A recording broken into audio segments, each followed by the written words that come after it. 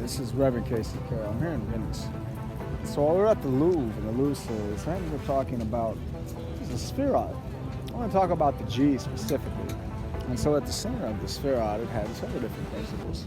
Geburah, strength, where we get Gabriel from. Chesed, where you have God's mercy. It's also faithfulness. When I think of Chesed, the most common way I look at it is when David talks about the faithfulness of the Lord. But it is Chesed God.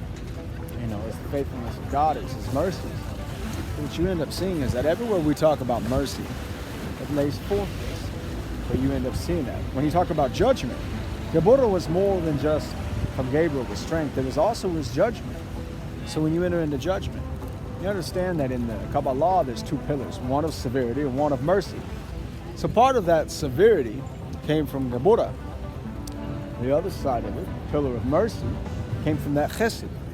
And so this also is showing that generally the way that the Sphirot is built up. And the tree of life, as they call it, the Yetz Chaim, Yetz Chai. And so ultimately, the G consists of this, and then also Tiferet. Well, Tiferet is interesting because it mentions the glory of God. And so when you see it speaking about glory, you'll oftentimes see Tiferet. Sometimes you see Kabod, that's also for respect. And it was these three characteristics that were tied together. And they use the acrostic of the GE. So, anytime that you're reading through the Zohar and you see them mentioning that, that's what it's mentioning, is that Chesed, Geburah, and Tiferet. And of course, you can go into what it ties into. Tiferet is connected into the Yesod, the foundation of the earth. You have Netzah, it's tied down into the right of the tree, and then the Hod down into the left.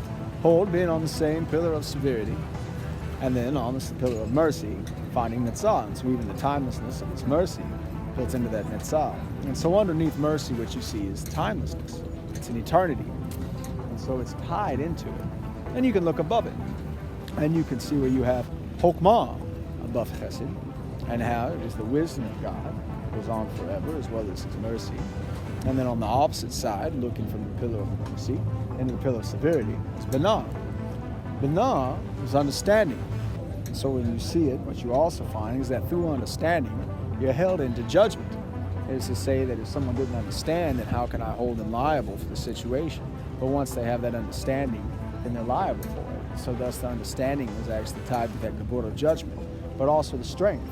Through having understanding, it gives us strength. When we understand how the concepts and the principles of this world work, we're able to interact with them in a greater way so that it strengthens us and leads us forth into victory ultimately. And these two characters line up into the Keter. It's above Tiferet. So it's interesting because when you look through in the Sefer Yetzirah, they mention to say, well, there are 10 Sphirot, not 9 and not 11. So not to take one away, either the kingdom or the Malkuth below, the Keter above. But the one that they don't often add and mention sometimes is Doth. Doth was knowledge. So thus it is actually, I was listening to the rabbi speak about eating from the tree of knowledge of good and evil. And so they pulled it away from the tree. It's not one of the Sphirot, although it actually is a portion and lies above Tiferet, under the Keter. So even that knowledge guides forth under the crown of the King of God. So when we look at the G, what we find is the heart of the Sphirot. It builds forth the principles of God's glory, of His mercy, of His strength and judgment. And we find that when we look further into it, that each one of the Sphirot is actually built with a Sphirot within itself. And so that this is the heart of it itself, and there also exists within it a G unto each Sphirot.